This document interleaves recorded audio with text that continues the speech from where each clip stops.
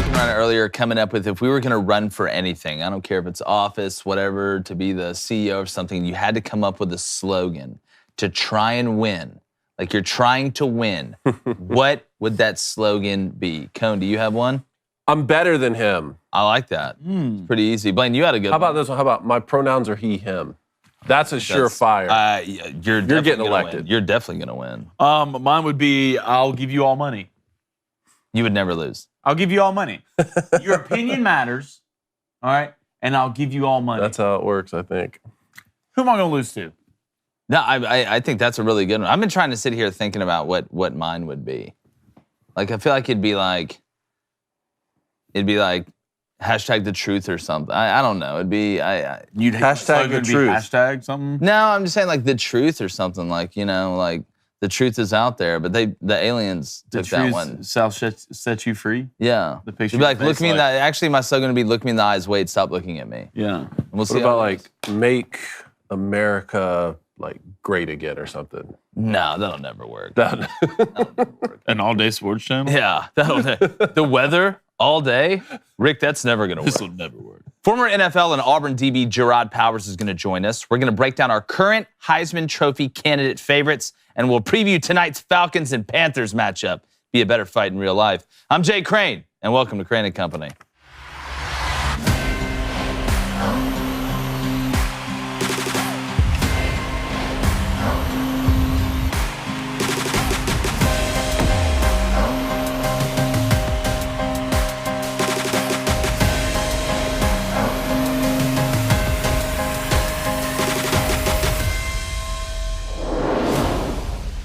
The Heisman in its truest form, at least in my opinion, is the player who is most important to his team that is a legitimate contender to win something big.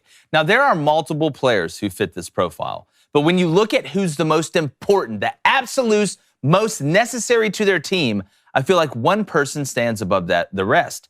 And that's redshirt freshman Drake May from North Carolina. Now, look, we all know UNC's defense has more holes than Camp Green Lake. And without their stellar offensive play, especially at the QB position, UNC may not have a winning record right now. It's that bad.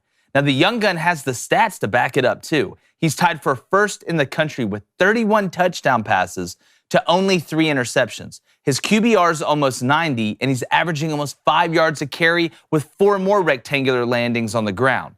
Now, the best part of his game after watching the tape doesn't even really show up on the tape.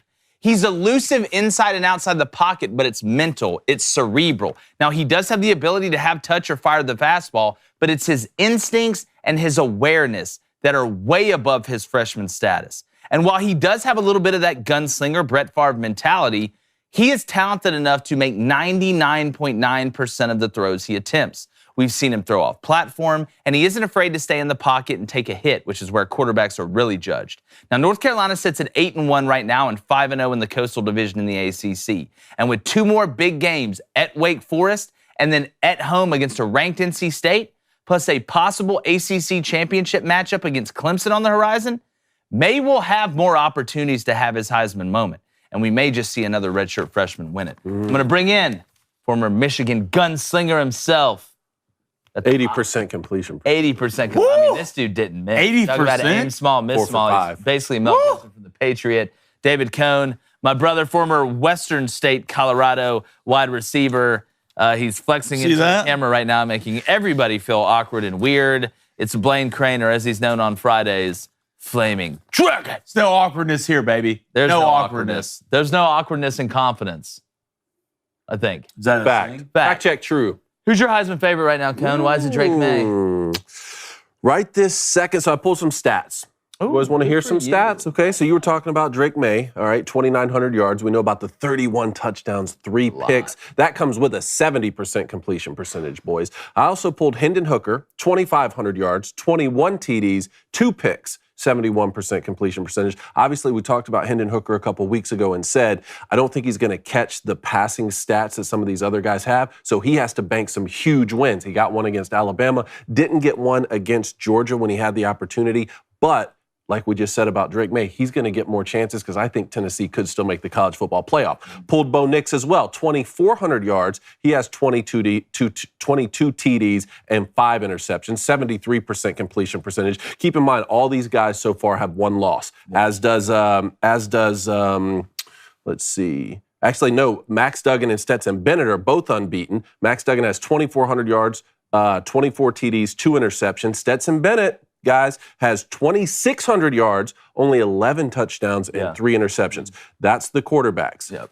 Blake Corum. Boys, let me talk to you about Blake Corum real quick. You want it bad, Dave. Blake Corum, 1,100 rushing yards and 16 touchdowns. Now, this kind of shocked me. The last 3 running backs to win the Heisman Trophy, Derrick Henry, Mark Ingram, and Reggie Bush, even though they took Reggie's away from him, which I think they need to give back. Blake Corum has more yards and TDs through 8 games than all 3 of those guys. Yeah, if you look at whether a quarterback's going to win it, whether a non-quarterback's going to win it, if we're looking at non-quarterbacks, I mean, Blake Corum's got to be the guy leading in the clubhouse, right? And I mean, Michigan... He's 5th in yards, but 16 touchdowns. Yeah, it's the 16 touchdowns. But again, it's when you're looking at making Heisman predictions, not only before the season, but throughout the season, you have to look at opportunities to have those Heisman moments. That's why Stetson Bennett may only have, 11 touchdown passes right now? Has a bunch of yards, but he is going to have opportunities, Stetson will, to be able to increase his profile. That's why, playing in that conference championship game is so big, and kind of having that isolated media when you may go out and throw for 300 yards and 4 touchdowns, obviously it elevates you. C.J. Stroud's obviously a guy that's going to continue to be in the mix because he has opportunities. Blake Corum's going to have more opportunities. That's why I put in that open that Drake May will actually have opportunities. There's some guys that have really good numbers, but they're not going to have any opportunities to really showcase themselves in a huge game where they can show you how important they are to their team that's a legitimate title contender. And I didn't want to forget C.J. Stroud, 2,400 passing yards, right there in the mix with the other guys, 29 touchdowns, which is more than anyone else we've talked about except Drake May, and then he has the 4 interceptions. Again, these guys' touchdown to interception ratio these days is unbelievable. Well, I'm talking about for the last 4 or 5 years. All went up. You all look at the completion percentage.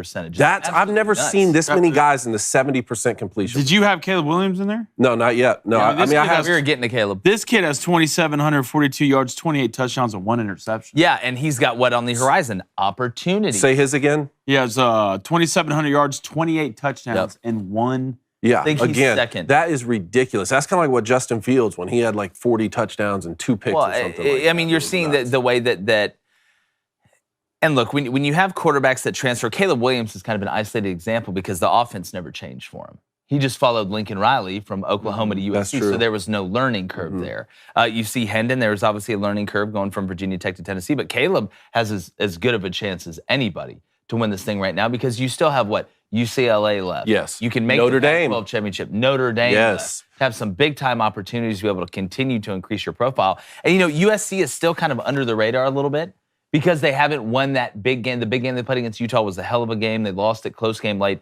That defense is just, it's worrisome. It's not great. But let me ask you this. Do you think the Pac-12 would rather have Southern Cal win out for an opportunity to make the college football playoff? Because Oregon has that loss, that 49-3 loss to Georgia already. At least the Pac-12 could then say, hey, Southern Cal, which is the biggest brand we have, and they're leaving soon. They're leaving our conference soon. Their only loss is on the road by 1 at Utah. Even though I don't think they're a more complete team than Oregon is. Do you think the Pac-12 is hoping that Southern Cal can be that one? I think the Pac-12 probably hopes Southern Cal loses every game they play for the rest of the time. Just because they're leaving? Yes, because again, I mean, who's it really going to help then? You're really giving a preview of the Big Ten. I mean, you're saying, hey, look, another primetime brand is back, and they're going to the Big Ten, leaving the Pac-12. Obviously, the TV people want that. They want those big brands. They want to be able to flash USC's playing Ohio State in the playoff or something like that. They want to be able to use that. But if I'm the Pac-12, hell no. It's like, if we're married or something, and you tell me you want a divorce, and then all of a sudden you want me to root on you to just have all the good things happen to you in life. Like, I don't want bad things to happen to you, but I'm not over here hoping you hit the lottery and end up marrying Brad Pitt. Like you're leaving me, you know? So on the Heisman race, so like Blake Corum, that'll take care of itself. If he rushes for 35 yards against the Buckeyes in he's November, in the conversation. that's out, Sure, right? Like that'll be taken care of. Right? That's where that moment happens. We've seen with Desmond Howard and guys like that. On the flip side of that, in that game will be C.J. Stroud. Let's see what the weather's like late in that game. If he throws for 450 and beats the Wolverines, then all of a sudden they get into the Big Ten championship, which will be indoors in Indianapolis. You're probably playing someone over there like in Illinois or in Iowa or something like that. And then he shows out and they make the college football playoff. He's going to be right there in the mix. So for Caleb Williams and Drake May and even in Hendon Hooker, but mostly I'm thinking about Drake May here. How many losses are acceptable to win the Heisman? I think 2 max. 2 max. See, now Robert Griffin, I think Robert Griffin won it at 9-3. Look, there's always an anomaly. I think it depends on the year and who's really in it. And I don't think anybody that loses more than 2, in my opinion, but 3 games, I guess you could cap it at if you wanted to, but for me, it's 2. Like, again, the Heisman, to me, is not just for the best player in college football, like in aggregate, because there are some unbelievable players that are on 7-5 teams. Like, to me, the Heisman is the best player, the most important player to his team that's a legitimate title contender. That's what it is to me. You know, and I was looking at Chase Brown, too, just because he's an incredible running back. I think he might be leading in yards. And Illinois, this isn't like a 7-5 Illinois team we're talking about here. I mean, they're two losses. Could win the West. Win the West. That loss did hurt them. They still could play for the Big Ten championship, and he has more yards right now than Blake Corum does. But the 5 TDs. The 5 TDs. You know, some of these other running backs we're talking about have 3 times. Well, if you're going to win it and not be a primetime team that has a chance, your numbers better be godly. Off the chart. They better be good. And after watching what Bailey Zappi did at Western Kentucky, like, I don't know if your people are going to beat those numbers. But, like, throwing that amount of touchdowns, I know it's Western Kentucky group of 5. I know that's a little bit different. But if you're going to be on a team that's not a legitimate contender to win the whole thing, your numbers, it better be road to glory, NCAA 14. Let's slide the sliders down to varsity, and let's look like a dad playing against his children. And that's what's interesting, especially when I think about someone like Hendon Hooker, because just a few years ago, these numbers are ridiculous, you know? And I don't want it to just be, it's the quarterback, whoever's on a team that throws the most, and you're going to have the most yards. That's why I'm looking at these completion percentage. All these guys we're talking about right here are in the 70s or in the high 60s. But again, those wins matter a lot too. So for Hendon Hooker especially, or Caleb Williams, even Drake May, they're only a 1-loss North Carolina team right now. Dude, I'm telling you right now. They all have moments and opportunities ahead of them. No, they do, and that's what's going to make it interesting. And speaking about moments and opportunities, right now you have a moment and an opportunity to hit that like button. You go ahead and subscribe to this channel as well and follow us on all social media. If you're joining us for the first time, we really appreciate it. And make sure you check out the merch. It's under Originals at the DW Daily Wire merch store. You can check that out. We got some great stuff dropping as well here soon. And guys, it's almost Thanksgiving. All right, some people call it a holiday. Some people call it one day. I don't care. I'm just excited about it, and I want a Cajun fried deep turkey. But you can't fry it by looking at it. Nope. You can't fry it by putting it in the microwave. All right? If you want to break out the turkey fryer, you need to hit up our boys from Cinch. Our people from Cinch, excuse me. All right? They're a propane tank grill delivery service. They deliver the tanks right to your door. All right? It's as easy as it possibly could be. From literally sitting on your couch, you can do this. They deliver it on your schedule. There's no long-term commitment or subscription. Plus, the delivery is completely contactless. You know, unless you guys want to go out there and you know, shake it up, yak to hay, whatever. You don't even have to be there to receive the delivery, which is nice, which is a change up from the normal stuff. So make sure you go online to cinch.com or download their app to order, all right? New customers can get their first tank exchange for just $10 with promo code BOOSTER, BOOSTER. Go to cinch.com or download the Cinch app and use that promo code to get your first tank exchange for just $10. Now that's CYNCH.com. Use that promo code BOOSTER. This is a limited time offer. Thanksgiving's right around the corner, and you must live within a Cinch service area to redeem it. So visit cinch.com/offer for details. I already told y'all the game plan. Fried turkey Thanksgiving. What's the GP, Dave? Fried turkey Thanksgiving. Because he I'm so gave me the excited for idea. you. But I'm He's going never to had get one you to before. help me with the Cajun. Yeah. You're going to help with the injection. Oh, dude, okay? look. I'll help with the frying because I'm going to I'll talk like Ed Orgeron and the the whole propane time. tank. And then you know we're doing the low country boil for my birthday. Of course. And then the steamed oysters before Christmas, Come on boys. now. It's a tradition. What'd you say? It was a Oysters? steamed Girl, stop. oyster stuffing? He likes oyster That's Thanksgiving. dressing. That's No, Thanksgiving. yeah, I know. I don't I make remember that. what it That's I don't know. Like, I don't know. that's how mama. Mama makes the dressings. Yeah. You know. I mean, grew up by the beach. Big oyster guy. I can't wait to try it. I'm pretty excited about it. I'm kind of mixed feelings about it because I'm not a big stuffing guy. So you don't like dressing? Not for real. Gotcha. Golly, what's it like Well, to not be American? That I can't help with. Yeah. Mama makes the casseroles. You Look. know, I'll steam the oysters, The but Gen Z crowd's not looking good these days. It's not looking good these days. I'm But I'll tell you, a crowd. I'm That, one of the exceptions, though. yeah, I'm willing to bet that the Booster Club's looking pretty good these days. Are you a millennial or are you I Gen Z? I think so. Yeah. So Wherever the I don't know cutoff. how the millennials did in voting. I was born in November '89, so the '80s were wild. The 80s were Were wild. crazy. That month, that 2 months I was in it. Woo. Oh, I love the 80s. You're an 80s baby. 80s baby right here. Bell Jake. bottoms Jake. and yeah, 80s baby, man. That was the weirdest handshake. I don't know why I that was went rude. like that. Take my strong hand. We'll get Grab my strong hand. All right, let's go to Mindsies. Let's go to Charles Moore, $17.76 donation. Thank you, brother. Appreciate it, Charles. He says, happy birthday. Shout out to all my fellow Marines celebrating 247 years today, fellas. Hey, Happy Semper birthday. Fi, baby. Happy birthday to all the Marines. Man. Yeah, really y'all appreciate doing you Semper guys. Fi. Yeah, let's go to Mike RFF Lifestyle with a $5 donation. He says, That lifestyle. fire up Chips as a rare CMU fan from the OG Booster Club. Chippewas win. And Maction delivers, baby. Maction always delivers. It does It's not- deliver. You know, Not for it's me. it's look. It didn't deliver It's for me. definitely not DiGiorno. Let's put it that way. Yeah. The Mac, like, it's who knows. It's really who knows. That's why it's great. Yeah, Don't and that's know. why it's great, and that's why it also sucks to bet it. Yeah. Because like 2 days ago, hit a 3-team parlay, hit the other one feeling really good, and last night Western Michigan looks me in the eyes against Northern Illinois.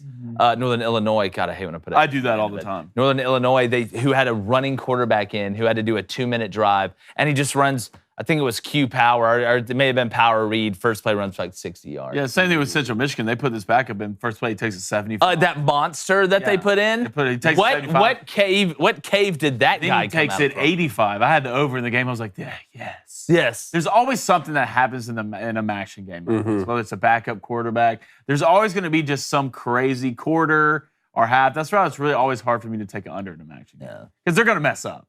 And it's going to be hilarious. It's great to see Central Michigan come through for you after what Pimbledon did to you last year. Pimpleton. And Remember that? I know, man. That was God, I'm so bad. sad he got cut from the Lions.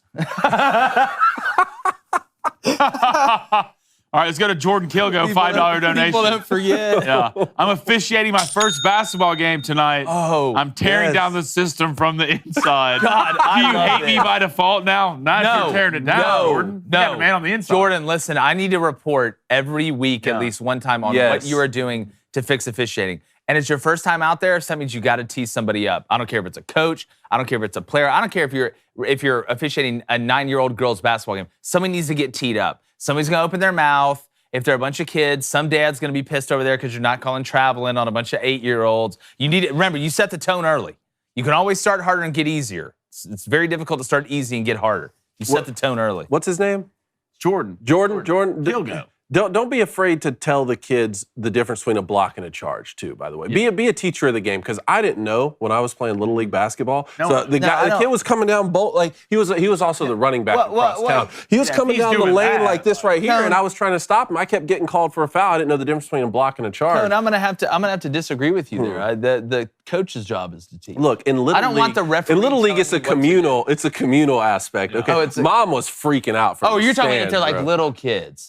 Isn't that what he said? No, I asked. I don't know what age. I'm saying if it is. He just says my first basketball game. tonight. Jordan will tell us. Oh, well, yeah. I mean, look, if it's high school or something, Get in the yeah, head. you're Jordan. not. You got to let the In high school, you're like, If you're hey, not, man, yeah, you're not the coach. like during the middle, he's drilling down, cones the referee. He's like, hey, man, switch to your left hand. But no, not on that level. let the coach know early. Yeah. It's not going to be a long day here, Coach. We'll get you out of here. yeah, we'll Like get when he out of comes here. up to shake your hand, just stare at him and walk away. We need a video the game. of what of how you would throw someone out of the game in TM. If you throw somebody out, you have to use the verse going, going, gone. In some stretch of the imagination, it has to be filmed. And use promo code Booster. Yeah, that's exactly right. All right, let's go to J-Mac Volunteer. He says, who gets in the number 4 spot if TCU wins out, a one-loss non-conference champion in Tennessee or Michigan, or a one-loss conference champion in Oregon? That's where it's going to get wonky. So we're saying TCU wins out.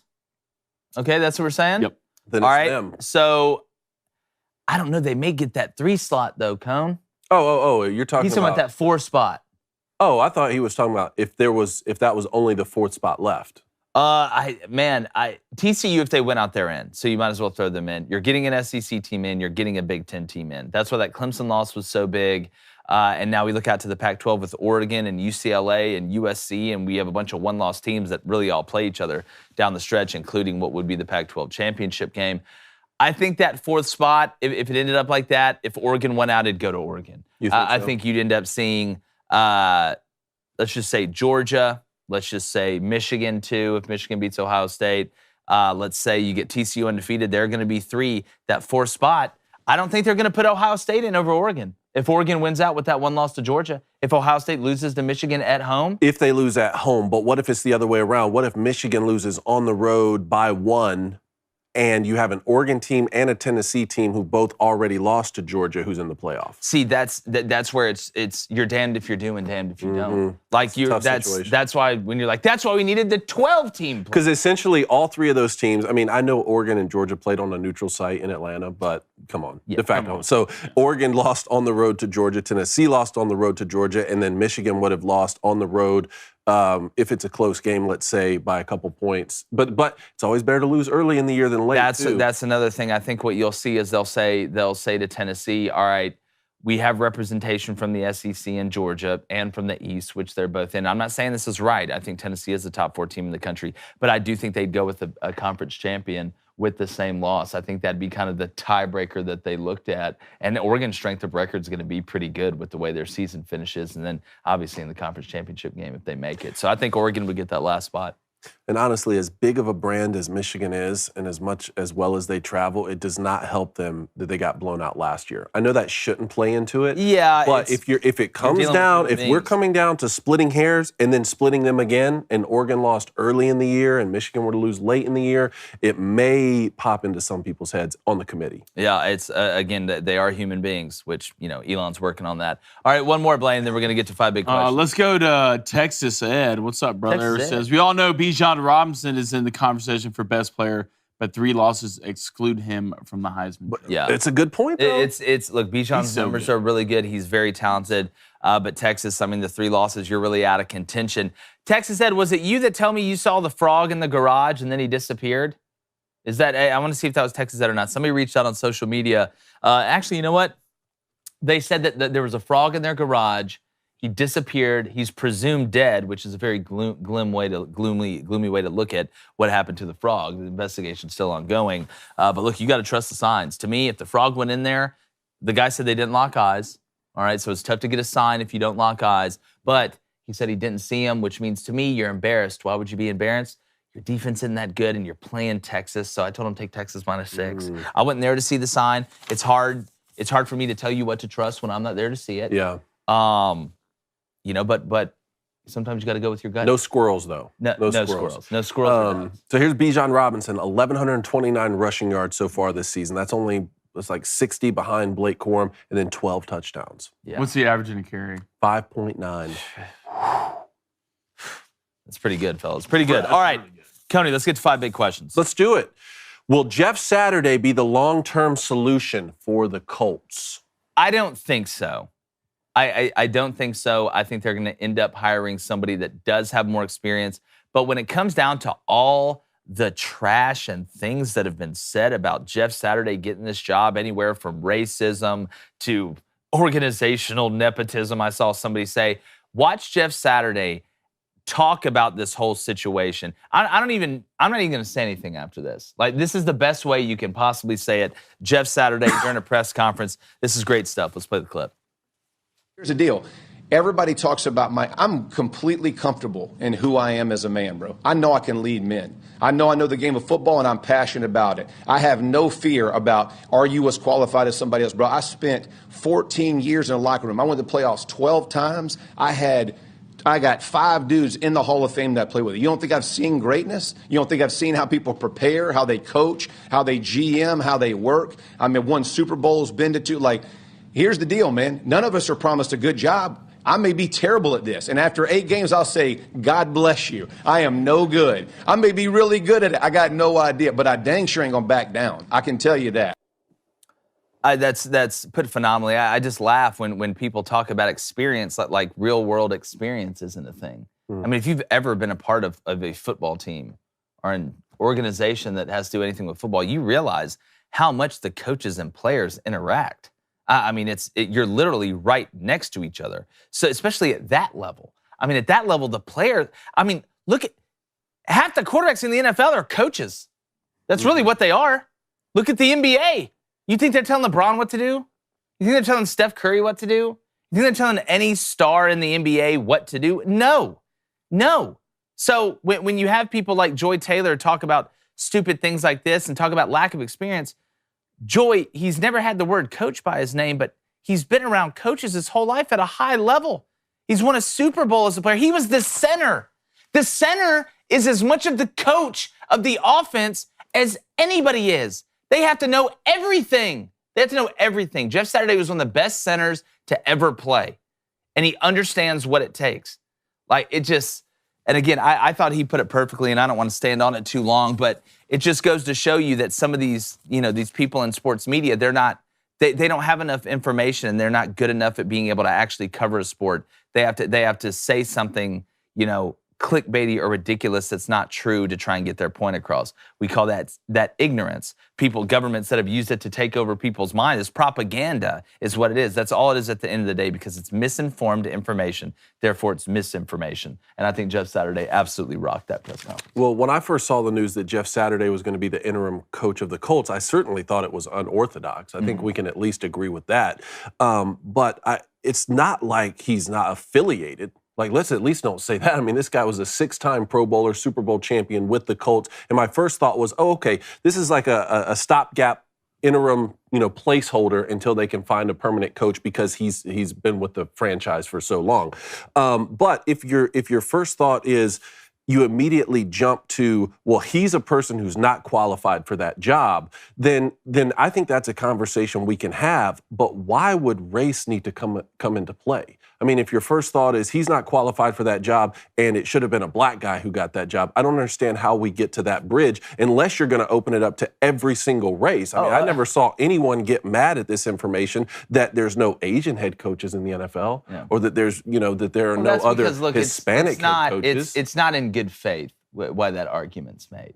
That argument just isn't in good faith. I mean, it just is what it is. It's just, man, it's working. Whatever Joy Taylor, because we've talked more about Joy Taylor than Jeff Saturday. That's the sad part. That's the sad part. And I just want to, after you watch that speech, first of all, Jeff Saturday, you say bruh twice, and you're out there, I believe. All right, I believe. But, just being there, he's been around the organization for so long, and I don't mind this movie. I think Jeff's a great guy. I mean, of what I've heard from everybody who's ever worked with Jeff, he's a great guy. And I think, being in the Colts, who was he the center for? Peyton Manning. There's nothing out there that this guy schematically hasn't seen. So I'm excited about this. I think Jeff's going to do a great job, and I think he's going to have success. And I think he's going to be the next head coach for the Colts. Oh, you do think he's the permanent? I do. He's going to. I mean, that would be a little bit weirder to me if that happens. But so what would he need to do? Well, first of all, before I forget this point, when Marcus Freeman was named the head coach of Notre Dame with 0 head coaching experience before, the 3 of us watched that video of him running in when the players were celebrating when he got announced as the head coach. And we said, "Man, they got the right guy." Yeah. After Carnell Williams left. at Auburn. Because that's what we thought.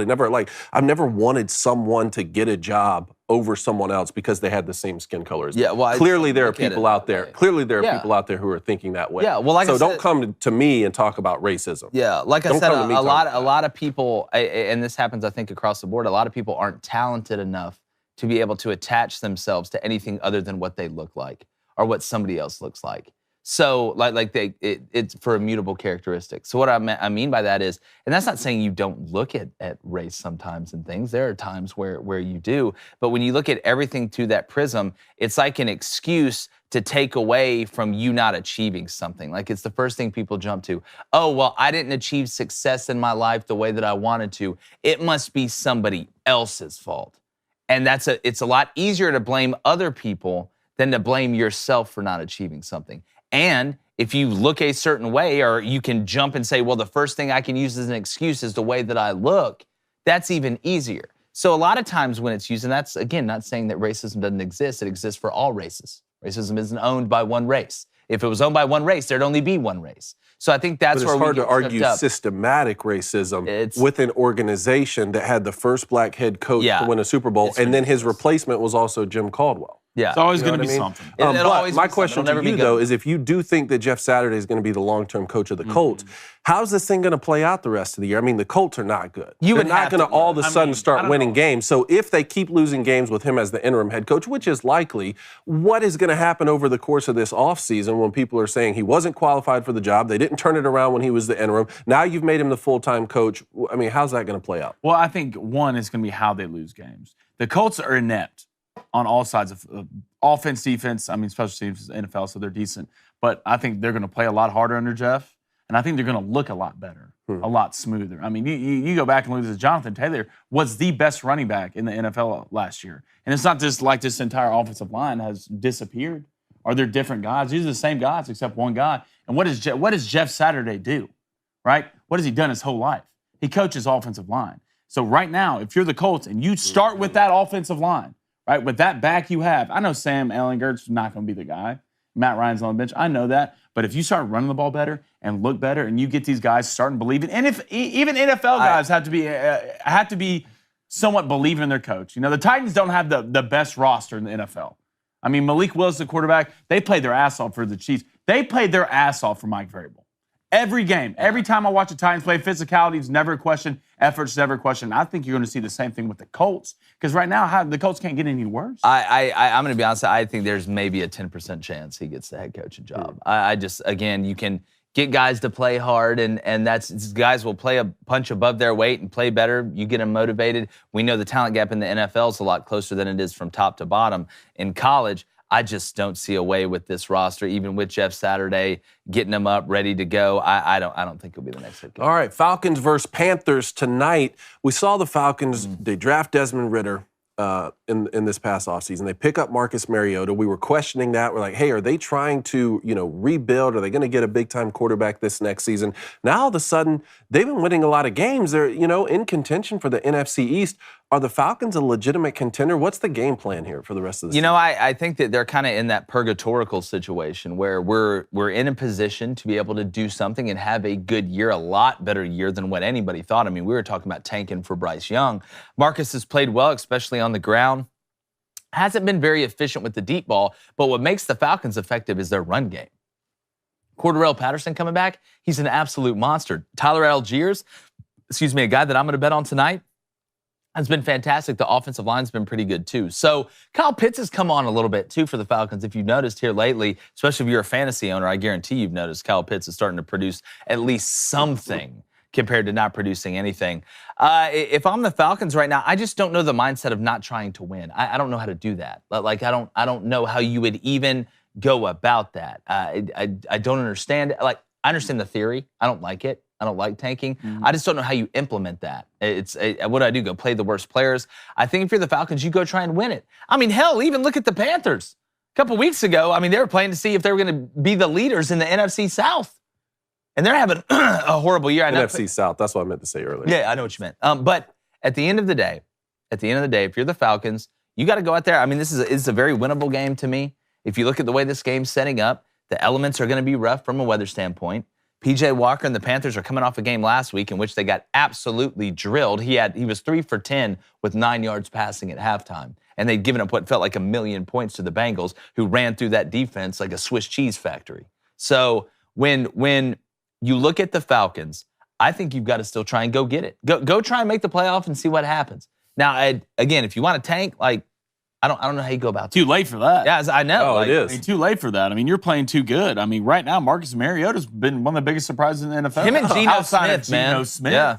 And I mean, you hit on your pick and from USC. Drake London's balling right now, just a phenomenal player. And go through their schedule. I mean, you go to the Panthers. Should win. You got the Bears. You go to the Commanders. You have Pittsburgh at home. All right, you go to New Orleans with the Andy Dalton, winnable game. You go to Baltimore, probably not going to win that game. Then you have Arizona at home and Tampa, not a good Tampa Bay team at home. Wow, that Tampa Bay team. So you have a legitimate chance to win this division. I mean, They'll win the division. Yeah, other than the Ravens, I don't see a game on there that's not winnable. Yeah. I mean, at the Commanders is going to be tough with that defense. I mean, they play pretty physical up front. Still waiting on Chase Young to get back. But, man, I'm looking at that Bucs game down the road at home.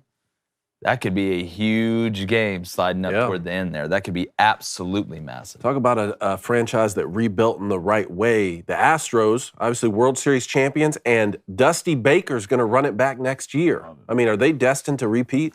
I mean, look, you've been to, 3 out of the last 6 World Series? You're in the ALCS every year, as long as Bregman's on the team, apparently. Yeah, I mean, I think the Astros right now, and I've got to look at their roster and what they have contractually, but, I mean, I don't know how they're not the favorites to win it next year. I mean, again, all they do is they know the path. They have the core. Pena replaced Correa like it didn't even matter. They replaced Carlos Correa, and they go win the World Series again. So you look at that bullpen. You look at Presley, what they're able to do. You look at the starting pitching. Verlander obviously wasn't great in the playoffs, which I think is a bigger compliment and shows you how good the Astros really are, is that Verlander didn't have to be on his A game for them to be able to not only advance in the postseason but win a World Series. So, yeah, I think the Astros right now would be a betting favorite. Shout out Mattress Mac. What are the Yankees going to do to respond? Blow it when it matters the most. Go get Shohei. Yeah, go get Shohei. Dig up Babe Ruth. Bring him back to life. What about the Mariners in the AL next season? Look, they're only getting older and better. That's what I'm saying. Yeah, they're just learning how to like. They're not only getting older in the bad way. Yeah, they were 15 years this year. Got their permit.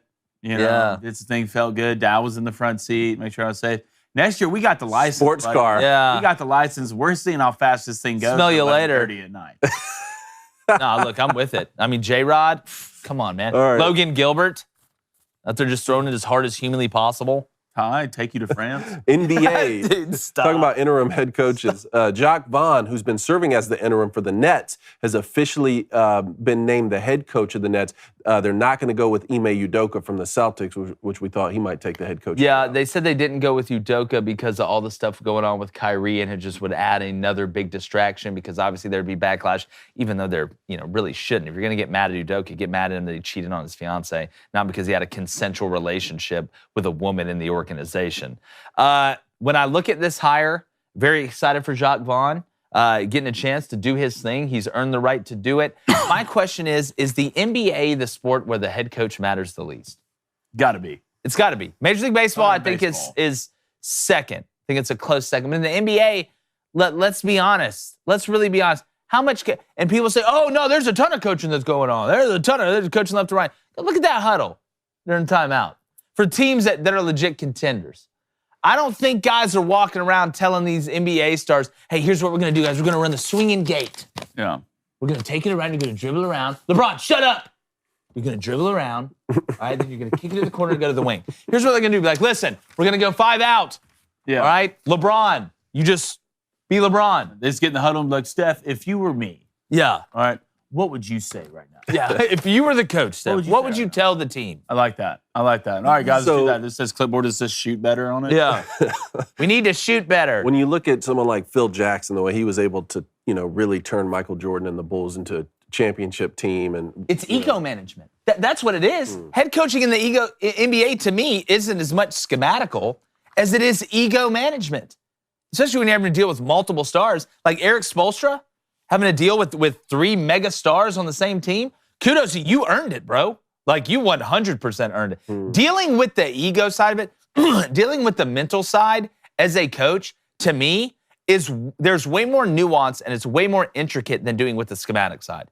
I know it's schematically what needs to happen. I know where people need to line up. But when you're dealing with human beings that have different mindsets and go about things, that, to me, is where the best coaches shine in the good times and the bad times, especially the higher you go, where now the players are getting paid more than you are. They're way bigger stars than you are. And if the organization's going to choose them over you, I promise you. So having to manage those egos in a way that's not just massaging the ego, but that they'll respect you as well. That's that nuance and threading that needle. I think the best NBA coaches, head coaches. Yeah, it's funny you say it, because now jumping back to football for a second, when we talk about Jeff Saturday, we've talked about how difficult it is to game plan and be the schematical coordinator at the same time as being the head coach. We've seen guys try and do it. A lot of them aren't having success. If you have like a true figurehead guy who's there to manage the players and to manage all the egos, maybe that's a situation where, someone like a Jeff Saturday could have success, because I think that's where Mike Vrabel's able to win a lot, is mindset. mindset. Mindset. And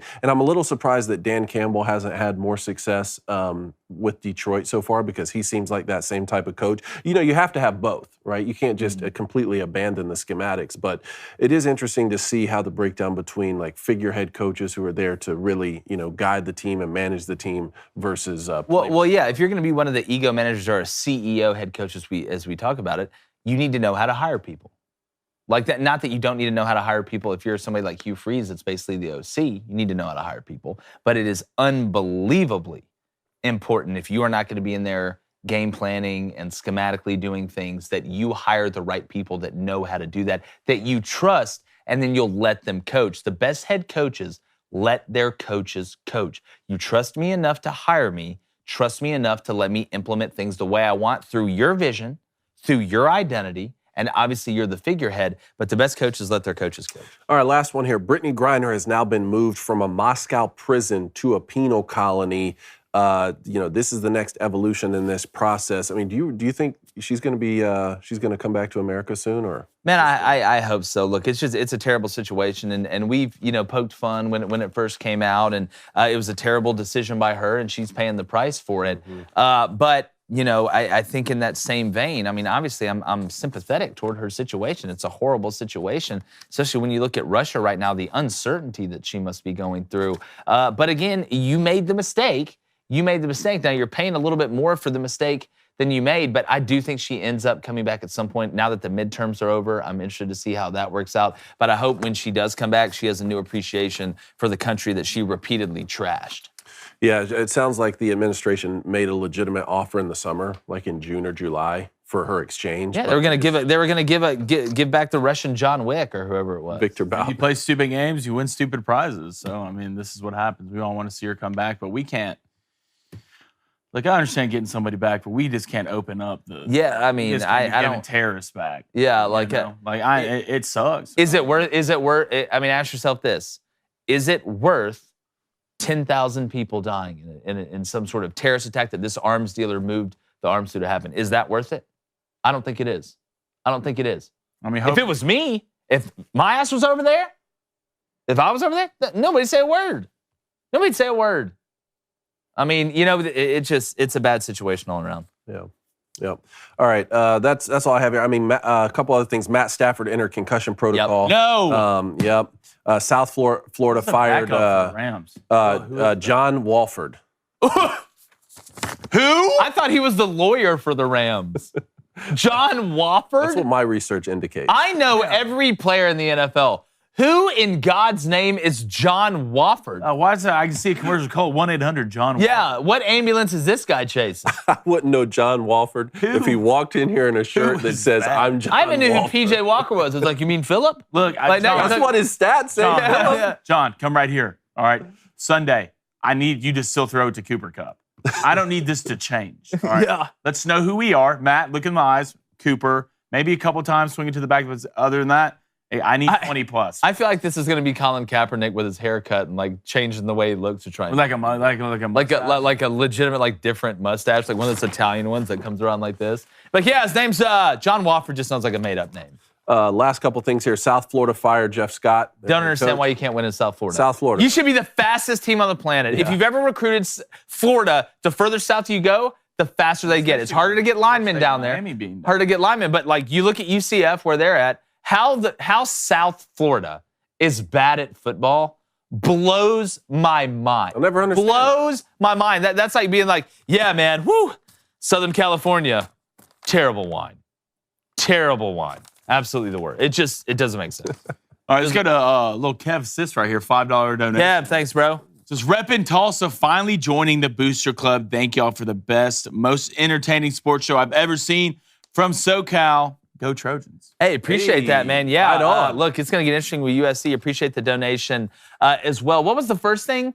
The first thing that he said? Why'd you just TCU Horns Frog me? No, fight on. Yeah, it's a fight on. Oh, yeah, that's fight on. Dude. Come on, dude. Be that's better. Fight on. This is the hashtag. What'd you say? He said repping Tulsa. Oh, repping Tulsa. Okay. Tulsa. Okay. Finally joining the Booster like Club. Tulsa spelled backwards. Welcome home, y'all. Yeah. Welcome home. All right, Sean Ketstever with the $5. That's our Oregon State buddy. What's up, Shawnee? Yeah, he says, how important is it for Oregon State to get a win this weekend And as Washington lost, as bad as it looks, being on the road, watching from Italy.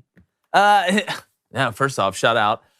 Who does Oregon State have this week? So they have, looks like Arizona. No, hold on. 5, 4, 3. Don't you do that to me. 2, 1. That's what I did to you, okay? Oregon State has Cal. They got Cal. Look, it's Cal, great performance against USC. At home. Cal USC. punched above their weight against USC. Speaking about USC, but when I look at Oregon State, obviously this is a game that I feel like they should win. They're a good enough team to win. I got that one circled at the end of the year. Top 5 unis. The Civil War. Oh, yeah. Top 5 unis. The Beaver mascot. Oregon State's definitely top 5 mascot. 100%. The orange and black color scheme, I'm telling you. Look, I go to Road to Glory every time. College baseball. Oh, their fire. uniforms. Oh, my God. Like, look, I love the powder blues. Yeah. I love the baby blues. When Oregon State gets that witchery going with those baseball uniforms, with the hats, with the black hats, with the orange letters, like you know something good's happening if you're on that team. But They're 6-3 right now. It's a very winnable game. It's been a great year. Love the coach out there, Coach Smith. I believe it's Jonathan Smith. For some reason, I was calling him, I think, Coach Norman Smith? For like 3 weeks. I don't know why I thought it was Coach Norman. So they lost at Utah pretty bad, 42-16. Yeah, but other than that, lost to USC at home by 3, and then they lost at Washington by 3. Yeah, and he asked if the Washington loss was bad. I mean, Michael Penix Jr. is leading the world right now in passing yards and stuff like this. And Washington is the team with Polk and McMillan and guys we've seen on the perimeter and things like that can be dangerous. So I think the Washington loss, I wouldn't put that as a bad loss, and I think that's going to continue to get better, which is going to be interesting in the Apple Cup, Washington versus Washington State. That should be a hell of a game as well. All right, let's go to Mason Gamble with the $10 donation. The Gambler. Mason, appreciate it, brother. He says, do you think if Ole Miss loses Saturday and their shot in Atlanta is gone, will Auburn offer him under the table to lock it up or play the waiting game? This is a pure guess, because the hardest thing to figure out in the coaching search is not who the head coach is going to be. It's when they get that offer, because there's so many backdoor ways of communicating. We talk about tampering in professional sports and guys reaching out. There is, and tampering in recruiting, at least before NIL now, like during the dead period, there's ways, and guys really find out ways to do it. I think if Lane Kiffin is going to take the Auburn job, I think he's already been offered it. I think there's already been an offer. I think it's already past that point. But we are not past the point of bringing in a guy that, we had on the show before we came up here. I always enjoy talking to him. He's a great football mind, great family man, great friend of the show as well. Former Auburn standout, played in the NFL, was a hell of a player, knows the game inside and out. It's always an honor to welcome Jerraud Powers, our buddy. Jerraud, what's up, man?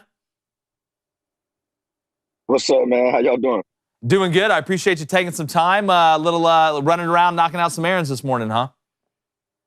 I'm dropping the kids off at school. It's the only time we get some freedom during the day as parents, so I'm enjoying that part of it. There you go. That's the next chapter. I'm getting married in May, so I'm getting through chapter 1. Don't piss her off. That's the chapter I'm getting through right now. But Jerraud, you know Auburn like I do, and we're going to get to some more national landscape things. I want to get into some DB play with you. You played at the highest level and played effectively.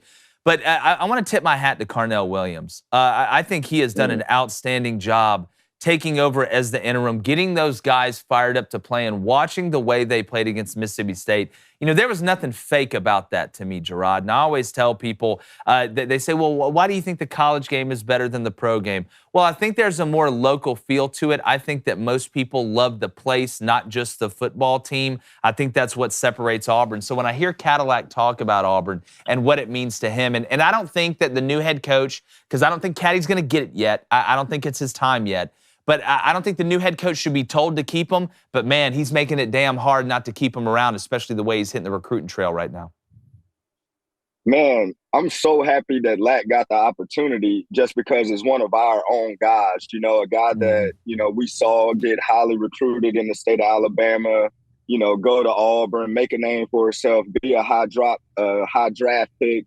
He already established himself as an Auburn legend before he even, decided that he wanted to coach.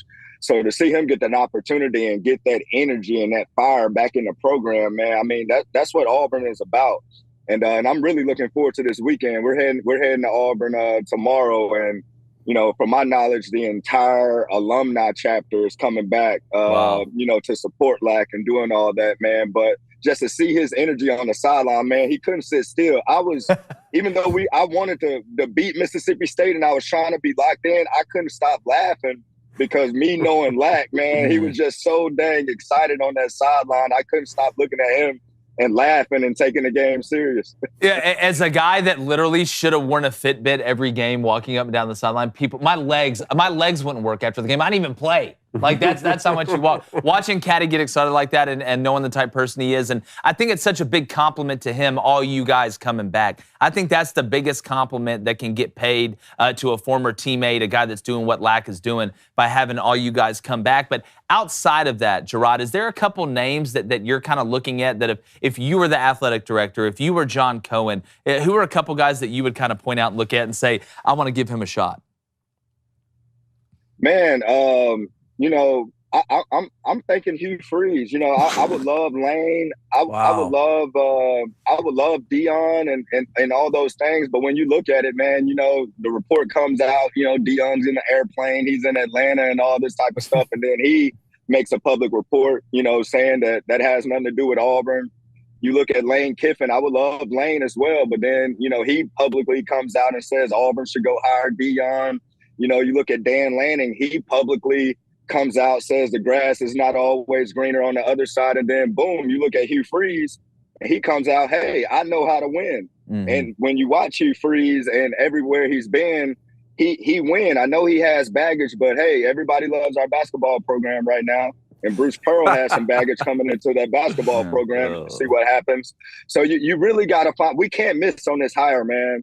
We really got to find somebody that's going to be here for the next 10-plus years. We need an offensive-minded guy that's going to fix this offense. And we need somebody that's been in the SEC and knows how to recruit and just knows the landscape and the magnitude of everything that's going on right now with the NIL and getting recruits and all those type things. So I would say Hugh Freeze right now. I would love Lane, but I'll take Hugh Freeze right now. God, Jerraud, I literally could not agree with you more for exactly the reason that you just laid out. And you get him cheap, and he's hungry. He went from Broadway to the local theater, getting made fun of by the high school kids because the costumes are trash. You were in, like I said, in Cats and Alexander Hamilton. Now you're over there and, just dancing for no reason.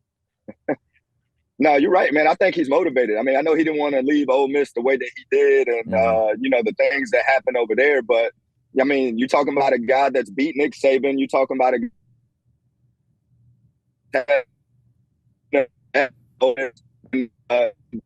I really think he wants to get back to the SEC to prove a point again that, he belongs on that level and he's one of the better coaches in our game right now.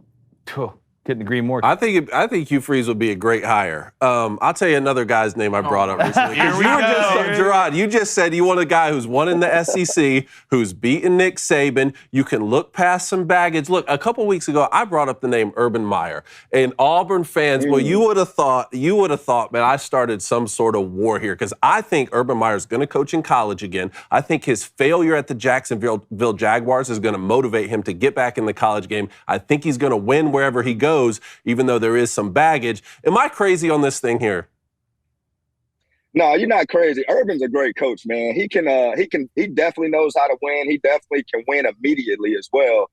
You go to Florida, he wins immediately. He goes to Ohio State, he wins immediately. Yeah. The only thing with Urban that gets me is just his willing to be at one place and just sit still. It seems like Urban's the type of guy that might just wake up one morning and just say, hey, I don't want to be here anymore. I'm about to go do this or do that. And he'll find whatever reason he can, to do what he wants to do. So that's the only thing that scares me about Urban is I don't know if Urban will be there a long time. I think for this hire, we need somebody that's going to be there for a while, man. What was funny, when you put that out on social media, Cone, everybody was like, and I put out Hugh Freeze. They're like, no, Urban Meyer and Hugh Freeze have a ton of baggage. We don't want them.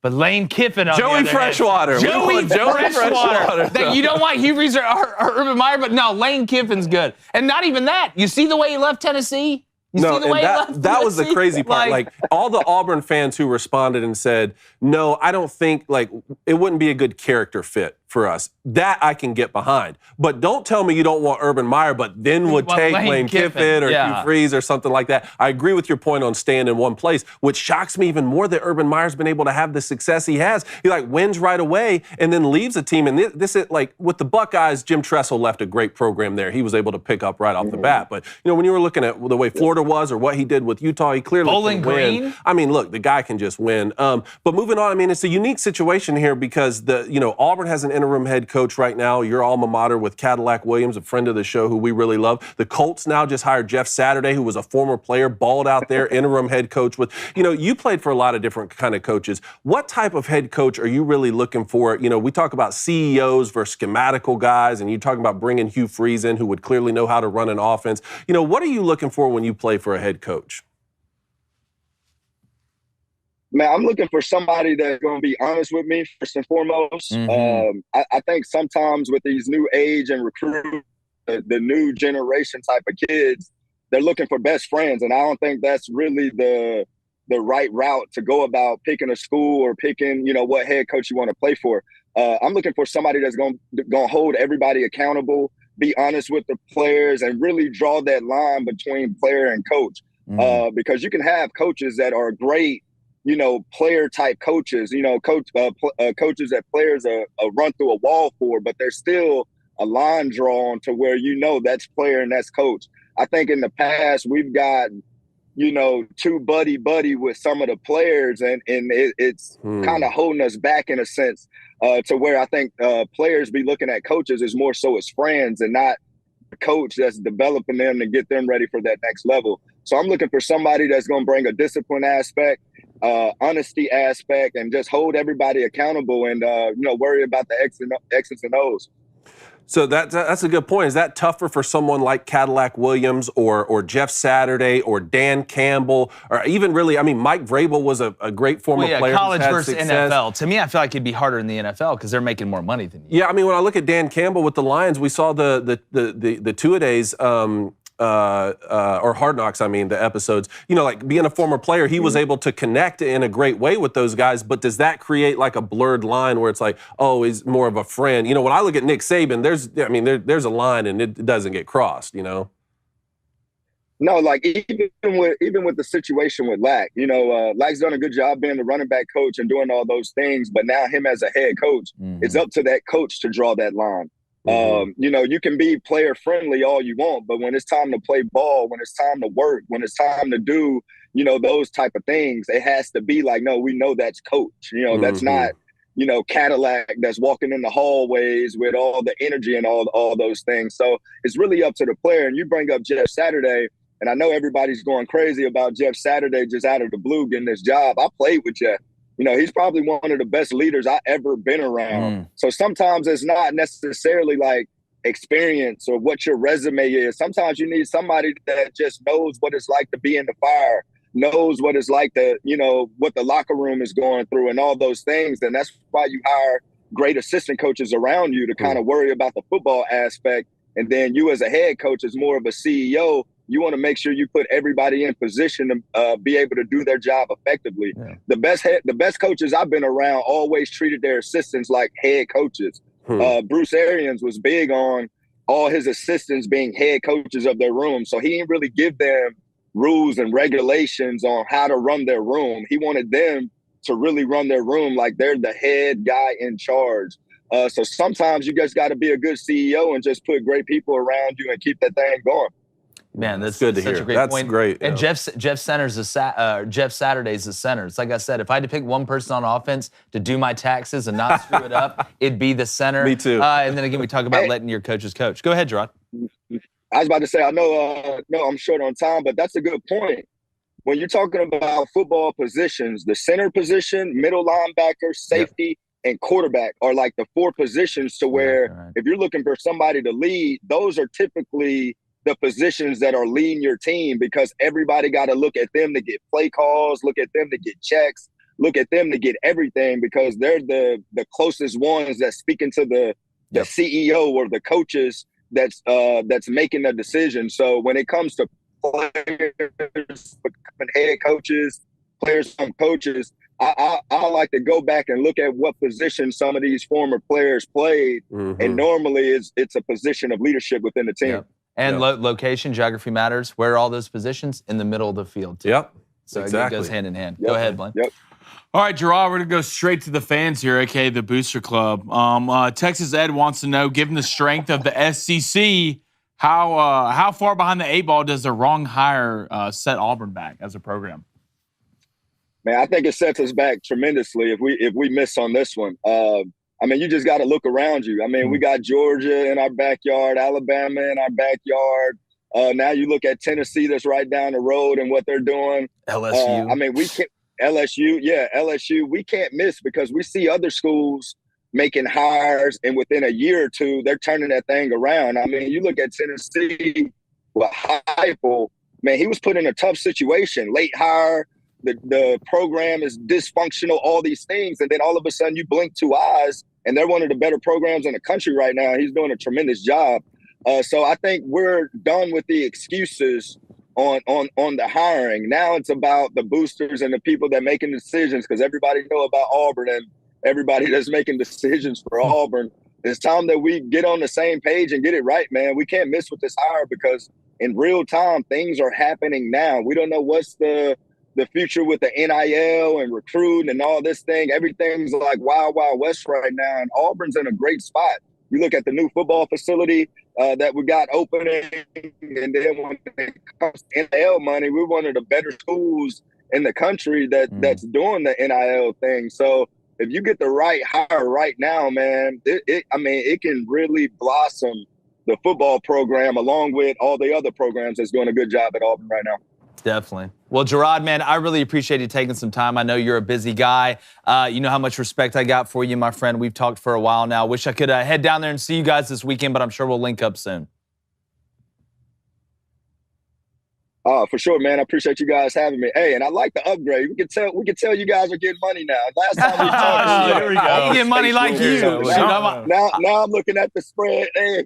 I'm broke. Jerraud. Hey, We need a Jerraud jersey. Yeah, that's what we need. We need a Jerraud jersey in here. We're going to get one. We appreciate it, buddy. The best power since I'll Austin. send you one. Yeah, send us one. Appreciate you, my friend. Great stuff there from Jerraud. All right, Blaine, let's hit the Booster Club real quick before we That was awesome, break. man. Jerraud's great. Let's go to make Great. sure we don't have any donations here. No, we do not. All right, let's go to All Travis. right, the no Booster Club to question. Actually, go to Stephen Brooks because this needs to be said. Okay. Okay. Hashtag Ask David. Oh, no. I don't like when you point That's at me like you over there that. in that I chair. love when he All right. Says, get your taste buds checked. Candy corn and moon pies are garbage. Thank you, Stephen Brooks. Coming in hot. Both of them? I think we just became best There's nothing like friends. some good violence in the morning. Hold on, It sets the tone for the rest of the day. It's very true. you don't like moon pies either? No, we've talked about it. Really?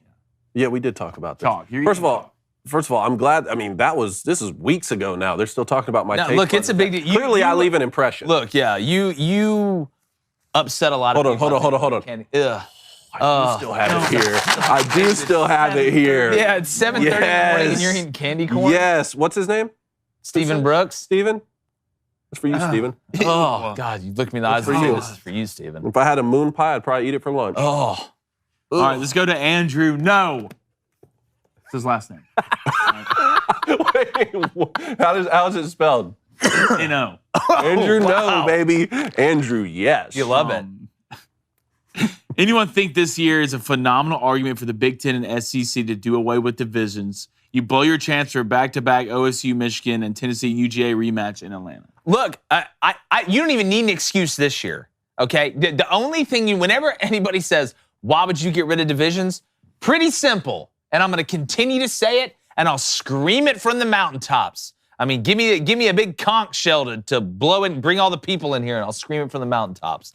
The reason you get rid of divisions is because the whole point of scheduling is for everybody to play everybody as much as possible evened out. That's the whole point of scheduling. It's not a meritocracy thing. That's not a you got to earn it.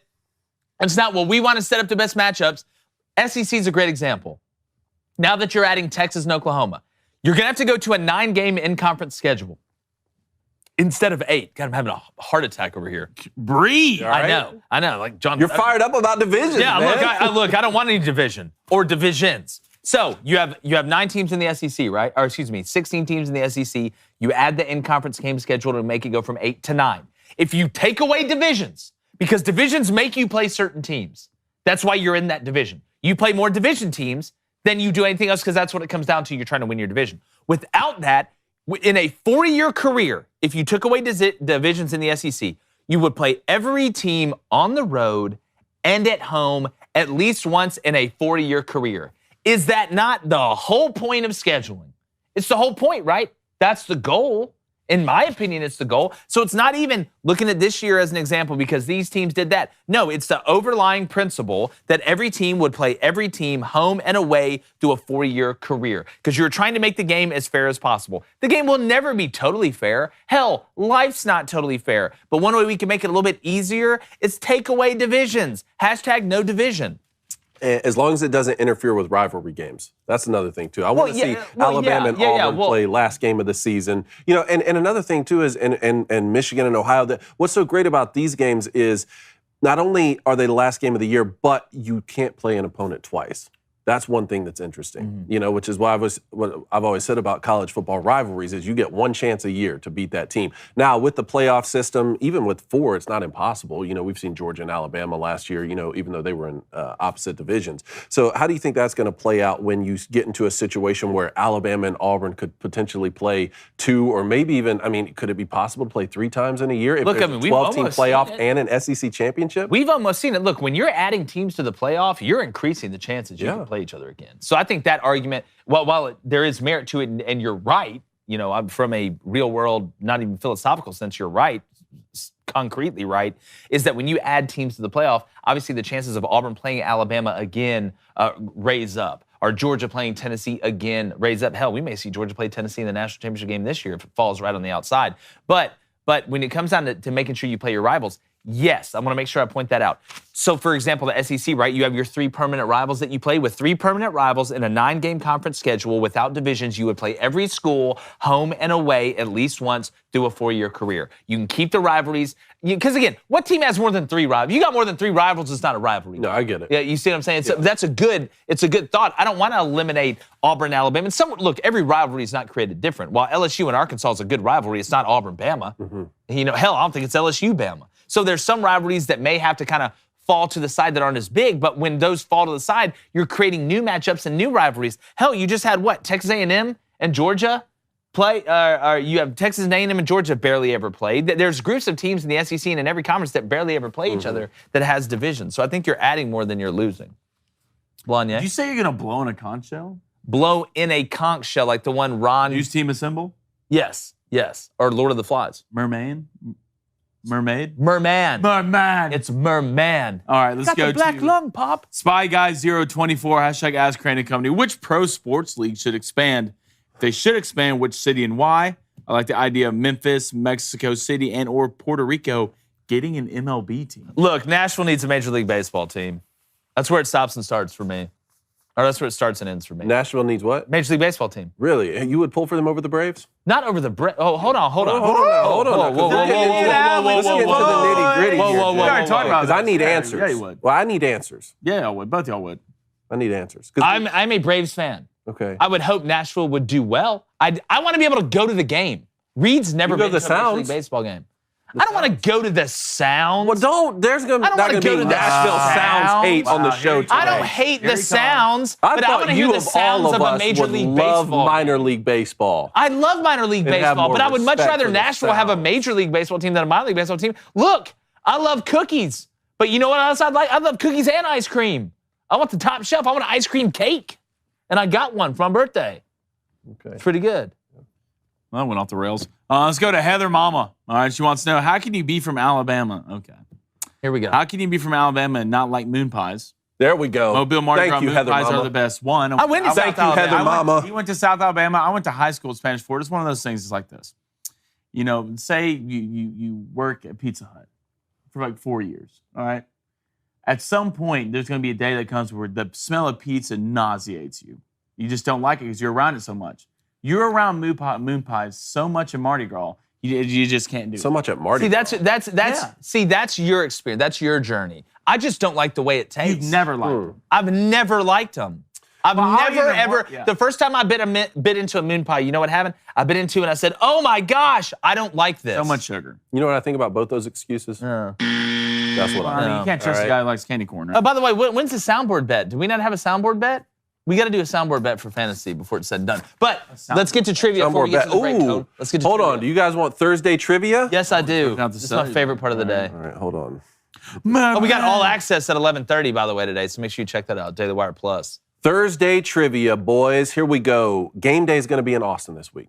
Okay, Texas hosting TCU. No, just stick with me here. We've been talking about Heisman Trophy winners a lot. You know, Texas, two of the greatest Heisman Trophy running back winners that we can think of, and Ricky Williams, and our boy, our signed Earl Campbell jersey back there. You guys see it.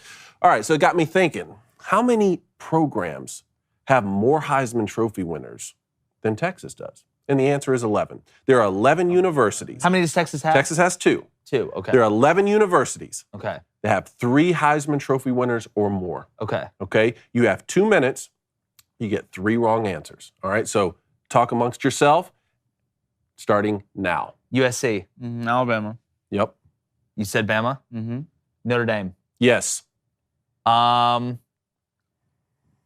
Oklahoma. Yes. Let's go. I'm trying to think who won it for Florida. Tebow. Spurrier won it. It's only 2. Spurrier did win it.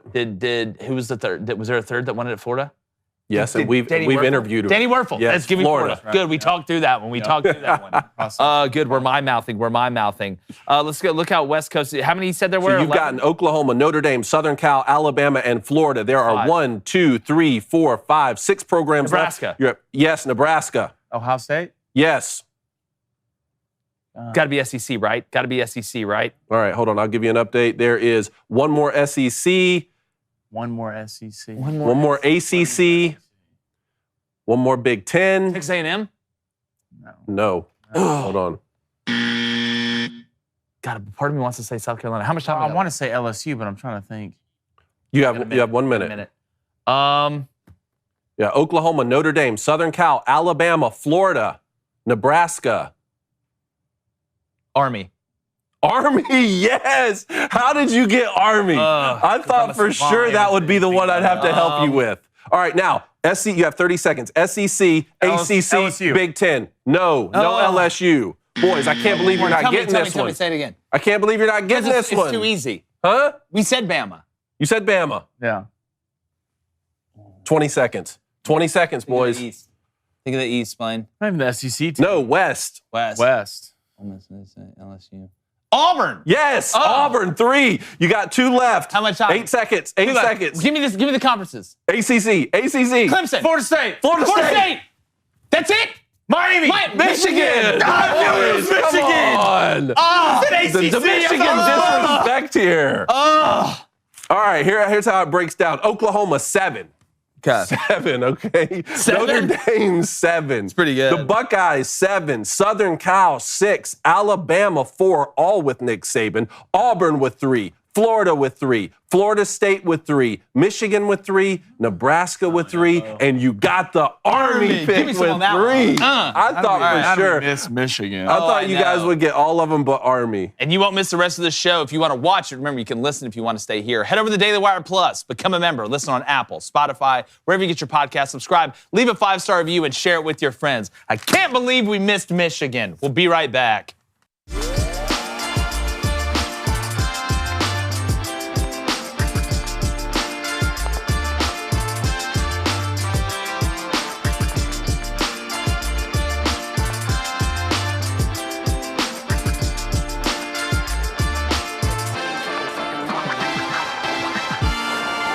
All right, we're back, and I won't call woo-woo on you. What's the Booster Club say, Blonye? All right, let's go to, I like Riot Highs. What's up, Riot? What's up?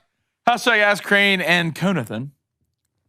If you were creating your own NFL franchise, which mascot you picking and who you drafting first? God, if I can come up with a mascot, God, well, you know what we'd be? We'd be like, I want something just horrifying. Yeah, exactly. I'm Like, with we'd you. be like the There's only one Nashville thing. Conjuring.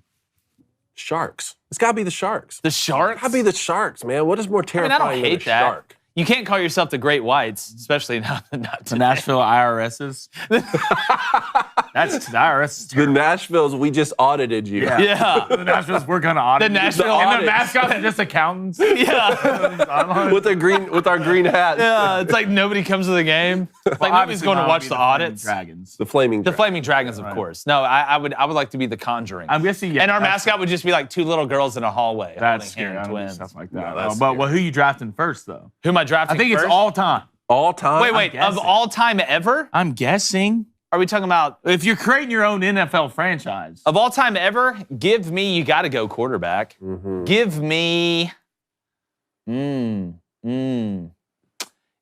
God, how do you not go Tom Brady, though, if you're building a franchise? Yeah, you'd have to. You know what? Since he took him, I'll take Peyton Manning then. Okay. Take I like Peyton. that. I like that. so who do I take? I don't know. I'm not you. It's tough. God, I don't know. It's hard for me not to take a tackle, to be honest. Left A tackle. tackle? I really just want. Okay, that's typically the second. Taylor pick. Lewan. I was going to go Jonathan Ogden. Yeah, tree. He's All right, let's basically go. just like that wall right there. Jacob O'Brien, $5 donation. Appreciate it. J.O. Do you guys think 4-year transition rule in the NCAA needs to go away? Bellarmine upset Louisville and should have been in the tournament last year, fellas. Yeah, I think it's absolute BS. Happened to me when I was at South Alabama when the football program started. We had to sit out. We could play in the Sun Belt, but we couldn't win the Sun Belt. That's ridiculous.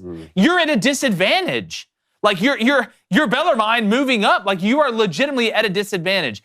It is the dumbest thing ever. If I'm in the conference, let me play. Let me be able to win it. And they'll say, "Oh, well, there's so much that has to go on. You got the scheduling done.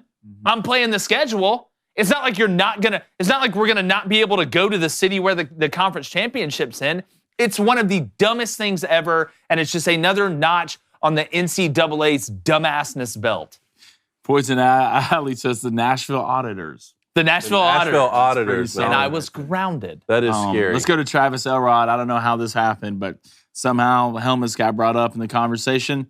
Hashtag Ask Crane Company. The Penn State helmet, is it clean and classic or boring and terrible? Well, I feel like you got to feel the same way about it as you do about Alabama's helmets because it's basically the same thing. No, it's plain white. It's plain Alabama's is white. plain crimson. They have their number and a stripe down the middle. Oh, a stripe. I'm not saying it's elite. I'm just saying, look, no. Penn State, I can get behind Hey, the wait a elite minute. nature of a helmet. I can get behind something being iconic even if it's What about plain. Maryland's helmet?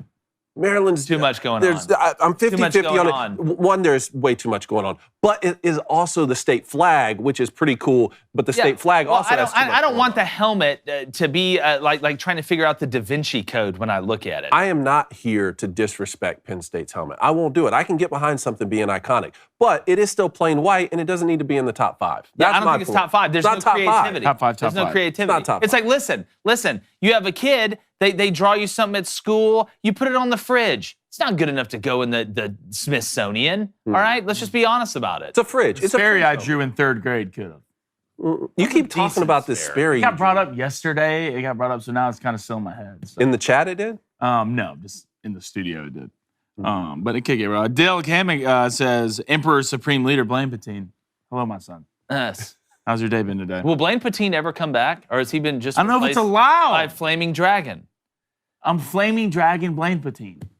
I'm the That Dragon is- Dark Lord Leader of the Senate. I am, guys. Yeah, you'll be taking over for Chuck Schumer. Oh, man. Don't do that.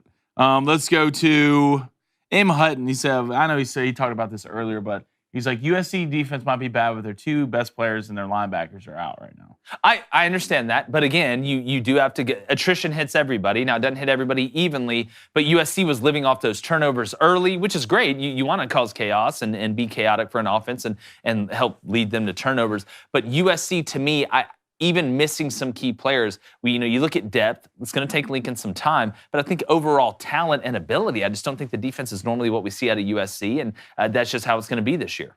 But I'm sure he'll get 8 guys out of the portal that are from Mordor next year, so he'll be running around ripping people's heads off. All right, one more. We'll get to bets. Let's go to Sister Riggs. One thing I saw in the YouTube chat, she says the mascot was the Necromancers. Would be extremely scary. What is a necromancer? That's from a movie. I'm on it. Isn't it Is that Riddick? Chronicles of Riddick? Is it Riddick? I think so. It's Chronicles What of is a Riddick. yeah? Let's get some. She also says Army, Navy / Army Air Force games are still fun to watch. Oh, for sure. Let's go to Heather Mama. She said, okay, I get it. We come home with full boxes of moon pies from Mobile and Fairhope. They get old after a while. You probably get old, and you can only get hit in the face by so many moon pies. And those things are coming in 40 to 50 miles per hour. Yeah, look, I mean, they're not out here lobbing softballs up there from the parade raft, float, whatever you want to call it. Necromancer, a person who practices necromancy, which is the practice of magic or black magic involving communication with the dead by summoning their spirits as apparitions or visions. Wow, okay, that would be horrifying. You just have a ghost show up in the middle of a play. Mm. Woo! All right, here's what we got bets tonight. Don't want to talk about last night. I do. I don't. Bowling Green, Scott Leffler. More like Scott Loser. Whoa. Here's what I got. Calm down, David. Whoa, Yeah, calm down, David. Well, how can He I screwed defend you it? over, I can't. too. How can I defend it? I Yeah. can't. Hey, you're calling Scotty a loser? Yeah, you can't Yes. do that, though. Yeah. Scotty's a loser. Don't do that. Scotty doesn't know. You're Scott bad. Leffler, Scott. Don't do that. big loser. Scott, I'll take care of that after the show. I'll take care of that after. Ooh. Don't you worry, Coach. Ooh, getting off it physical. We're going to sit down. We're going to go through the entire playbook. I'm gonna here get with that. I'm Jay. gonna get that Okay, that's book. his punishment. I'm going to get that green book. They're my plays. I hate him. I hate him. I hate him. They're my plays. No, Grandma, I didn't get it. All right, tonight, here's what we're going with. Falcons playing the Panthers. Like I said, this will be a way cooler fight in nature. But they did have a good game a couple weeks ago, but there's some rough weather coming in. This is in Carolina. They're sitting in the Dome in Atlanta. We saw the Panthers. I think the defense is finally realizing that the offense is absolute hot dog water, even though Baker Mayfield came in at the end, gave him a little bit of spark, but Cincinnati had the cheerleaders playing it by that time. So give me the little parlay here, all right? Because right now, guys, look, after last month, it's always comes back to the center a little bit. That's how the betting gods treat you.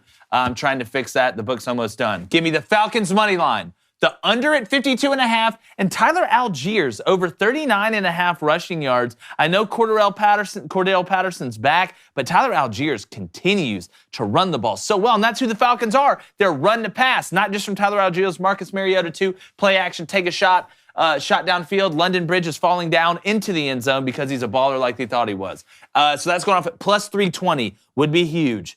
Making the units play today, fellas. And then Memphis -6. Look, Tulsa playing with a backup quarterback. Bryn's hurt. I think the kid's name's Braylon Braxton. He struggled a little bit last week, but he's a freshman. You're asking him to do a lot. Memphis has lost a couple tough games. They played UCF. There's been some really close nail-biters they have. I like Seth Hennigan. I like this offense. Silverfield and them, that loss to Houston just gutted him. I think he'd have signed an extension the next day if they'd have beat him. But give me Memphis -6 tonight at -1.25. Come on, guys. Come on, I can't wait to be let down again in prime time by the NFL. All right, boys. GSU, that's the Georgia Southern Eagles. All right, Lost they're to on the South road. Alabama. They're on the road at Louisiana, the Raging Cajuns. I don't trust the Georgia Southern defense enough to pick them to win the football game, so I'm going to go GSU TTP over 29.5. That's their total points, 29.5 -115. I want some Falcons action as well. I want Marcus Mariota to have more passing yards than PJ Walker, and that's a dog bet plus 130. PJ Walker. Yeah, me too. That's why I took it. I mean, this guy got replaced by Baker Mayfield last game. Well, if you see the way the Panthers defended, and the Panthers have been pretty good on defense all year until the past couple weeks. You look at the way that they're defending the run. The Falcons are a run-heavy team. The weather, again, guys, I'm telling you, is not going to be good. It's going to play a factor in this game. Okay, I love it. First of all, Western Michigan, thank you. No. Yes. I had a -1. Congrats. I had a -0.5 point in the first half. Yeah. 3 minutes left in the half. You go down there, drive, and score a touchdown. We don't want a field goal. I don't want to lose. We go and score a touchdown with 3 minutes cover there. And, hey, you knew the Buffalo Central Michigan game was going to be wild. That's why you took that over. All right, but today, all right, give me Deontay Foreman, anytime touchdown for the Panthers. Feels like we're going to get down there. Smells like a penalty. Deontay, go ahead and run that in. And give me Tulsa +7. Everyone's on the Memphis train right now, all right? Tulsa +7 and the over at 62.5. A lot of points. That's going off a +240. 4-0 in action, boys. 4-0 in action. Let's see if we can keep it going a little bit. Deontay Foreman, name the college he played for. Gosh. Give me conference. It's right back here. Texas? Yeah. I did not know that. I believe so. All right, Booster Club leaderboard, EJ Runis, 6-0. Come on, EJ, let's go. Tyson's right hook, Ulrich Sharber, JJJJ, BBB, 2345. They're all 2-0. Jacob Brown, Cody Nason, the graphic king and the king of getting graphic. Him and Kyle Jenkins and Portmanteau and our boy Steven's all 1-0. Cam Fran is 0-1. Cameron, let's go. Look me in the eyes. Don't look me in the eyes. Neftink's also 0-2 as well. Baby Cone, 16-10, leading the month. but Conan Blaine are catching them. He wants Memphis Tulsa over 57.5. Y'all really on this over for this Memphis Tulsa game? I'm telling you right now, that Tulsa quarterback's 12 years old. Then he's going to take the Falcons, Panthers under 43.5 at -135. But you never know, especially in Group of 5 football. We'll see how it goes. Those are the bets for today. I'm finding somewhere to put this hockey stick. Blaine. Slay Dog. All right. Says, yeah, I could use a betting 101 from these guys. Well, check it out, brother. On YouTube. It's on YouTube. You'll find it on our YouTube channel. Make sure you like and subscribe to that bad boy And as also well. a fantasy 101. Fantasy 101. We haven't done that, have we? Football? Mm-hmm. Okay. We could do that. Yeah, that's actually a really good idea. Yeah. I'm trying to find the exact name of our... I think, isn't it just betting 101? I think it is. I just want to make sure. Let's so get I can tell him. fundamental. Yes, Sports Betting 101, a beginner's guide on the Crane and Company YouTube page. You love to see it. What is it? What do we got? What's this clip up here? Oh, yeah, I pulled this here, Peyton Manning and Luke Bryan at the CMAs, little Rocky Top action. Yeah. Bold move by Peyton. This. Yeah, let's play this. Tell me what your favorite country music song is. Well, I'm glad you asked that because my favorite country song is also a dance craze that's currently sweeping the nation. Hey, guys in the truck, hit it.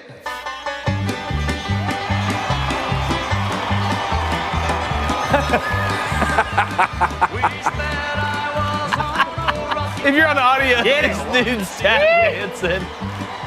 Stop. He's getting after You it. know I'm a Georgia boy. That was just too much. It's the look on his Too much face. It's the look on the guy's face while he's doing the tap dancing that I can't get over. It's the smile that never leaves. It's very very it's the well new done. gritty. How did Peyton do? I didn't even watch the CMAs because I was, there was anything else going on. Oh, I didn't, Peyton, why are you looking? I didn't watch that. I didn't watch like it. I'm watching the Watch CMAs. it. No, I was just asking. It seemed like you guys really knew what was going on with it. Oh, I'm sure you Well, did. have you great. not seen the Tennessee guy do that before that? Yeah, I've seen him do it. I didn't see him do it at the CMA. Why is everybody freaking out about me? Why are y'all freaking out? Yeah, Blaine. Stop Why are you freaking freaking out, out, man. Blaine? Look, guys, I'm verified on Twitter. Blaine, yeah. Yeah. Okay. Yeah. I couldn't see it. I'm when I not looked at your buying the profile. verification really on either. Twitter. Everyone No. else can see it. I It's can't weird. see it. I can't see it. I can't either. I'm not buying my verification on Twitter. I was verified when I came over the Daily Wire and changed my handle, obviously, and they took it away. And now you're finding out that people that worked over there that Elon just fired were charging people $15,000 to be verified. And Really? then not verifying some people because they didn't like what they believed in, which pretty sure that's one of the reasons They were like side hustling? Oh, hell yeah, they were side hustling that thing. I get it. Of course they were. Of course they were. It makes a lot of sense now. I have one more thing here with as it deals with wristbands for quarterbacks. Yes. Russell Wilson. So Pete Carroll, do we have this quote here from Pete Carroll, the head coach at the Seahawks, when he was talking about, so he says, if you notice, Geno's been going off the wristband, and that's a big help. It smoothed things out, sped things up, cleaned things up. There was resistance to that in the past, so we didn't do that before. And then Russell Wilson said, won a lot of games without one on the wrist. Here's my thing. Why are you trying to make this more difficult? What's wrong with Russell Wilson? What's wrong? To me, I feel like we will find out one day that Russell Wilson has 9 different personalities. I would not be shocked if the minute he leaves the locker room, if he wasn't like Deborah for an hour, or like Max, some 65-year-old construction worker who has emphysema. Something's wrong with this guy. I'm just telling you, it's like somebody told him you have to act this way or I'm gonna beat you up. That's almost what it's like. There's just something off about Russell Wilson. If I had to pick out an alien outside of Adam Silver, I feel like Russell may be from a different planet. I feel like he may be wearing a skin suit. He may be a reptile underneath. Because the way this guy acts, you're doing high knees for 4 hours in a row. What's wrong with you? On the plane, that's how you get thrown off the plane. Or you didn't do it and you lied about it. Yeah, something's wrong. Oh, he did it. If with 4 the wristband, hours, high knees? how To much his of an teammates. egotistical maniac do you have to be like, no, I don't want to wear a wristband because it's going to make me look stupid and dumb. It's just, what's wrong with this guy? I am finding myself cheering against Russell Wilson out of pure. You think you should have wristbands in the league? Yes. Well, they have the communication That's system. what I'm saying. No, You already look, have a coach in your ear. Why do you need a wristband? You You're need a grown look. up. Well, hey, if it goes down, No. I'd almost rather have the wristband. If we have to have it, I understand. If you have to have it, I understand. But I mean, it's the NFL, guys. We need wristbands out here. Look, I'm doing whatever it takes. how long those play Nobody calls would are? complain about anybody with a quarterback. How many Seahawks fans right now are like, man, Geno Smith sucks because he wears a wristband? Yeah, we're winning more than anybody thought. Pete Carroll may have found it again. But that damn Geno Smith and that wristband, that's a get off But you're my fine lawn with thing if I've ever the heard. with the You want coach being steroids the in ear? baseball. You want people to fight in the 7th inning, but you don't want people to wear wristbands in the NFL? What's I'm wrong saying, with you? I mean, as a quarterback, do you really need a wristband? I think that it was helps. a shot at Russell Wilson. That's what it was. It was. He was shooting took a shot at Russell Wilson, and Russell Wilson said, "I don't need to have a wristband. I'm a grown-up and I play quarterback in the league." Well, why do why catchers need wristbands then? What did Coach Carroll say? catchers have a It wristband? increases efficiency. I mean, that depends on. I mean, I don't know. That depends on signs, right? There you go. What do you mean? There you go. Like this is another way to communicate. That's like so people don't cheat and take your signs. Like for a quarterback, you're in his exactly right. helmet. What do you need a wristband Blaine, for? you're only in his helmet. You're not in everybody's helmet. This isn't some wireless network. I'm that talking about the AT&T set up for the whole. quarterback. I I'm not understand talking that. about, like, but when you're communicating things, you're communicating to your team. And when you're signing on the sideline, you're giving signs. It's one way to keep people from stealing your signs, which is a huge thing. Bill Belichick just talked about it. He said we were tipping our pitches, which is the term they used, the whole game and just figured it out. So at the end of the day, the wristband keeps teams from stealing signs. It's not so much saying you're dumb that you can't remember plays. Hell, listen to the plays Cone breaks down even in college. You offensive guys that over-communicate everything and make everything longer and harder than it should be. One easy way to do it is the wristbands. I wish everybody could wear a wristband. I wish I was wearing a wristband right now. And I got this thing in my ear, so I don't understand why there'd be you want to wear it? You want to use it? Use it. You don't want to use it? Don't use it. But it doesn't make you weak because you use a wristband. I don't understand it. Like if the coach is in the quarterback's ear and he says A1, now you can look at your wristband, you read off A1 that's 25 words long, instead of the coach having to read off something that's 25 words long to you or signal that in, and now you have to do it again in the huddle, right? I mean, Your it's quarterback just know the increased plays. efficiency. No, he does know the plays. I'm just saying, like, you want him to, so there's 120 plays on the wristband, right? There's 60 on each side. So if a coach calls in like C12, like he needs to remember what that play is, like all 120 Just say the play. That's what I'm saying. By the time a coach says it to him, They're trying to and the save player time. and the quarterback has to say it again in the huddle, you've lost time. You got time. What do you mean? We've been doing that. We've been saying plays for years. You have time. Okay, Blake, But did we just now run out of time? Just because you do things you for years serious? doesn't mean you Yes. can't make them better. What is going on? It's That's the reason we're not walking to work. There's a reason I'm driving Call in a the car. play. Tell it to the guys and let's go. What is the guy who wants steroids? Why and did fights in Peyton baseball? Manning have a wristband? He did. He had it on Monday Night Football the other night. He was reading off of it. On Monday Night Football, when he played, Eli, he give me the didn't. play. Eli, give me the play. He's reading off his wristband. When he played, he didn't. Blaine, nobody is saying it makes you worse if you don't have a wristband or if you wear a wristband. What we're saying is people are figuring out ways to streamline efficiency. That's how it works when you're innovating and moving forward in society. There's a reason me and you aren't communicating through sign language, our carvings on the wall right now, is because we innovate as a people as we go along. We make things more efficient. One It's like, tackle, one wristband away from disappearing to everyone knowing your plays. What do you mean? don't, what? You wouldn't know what order they're in.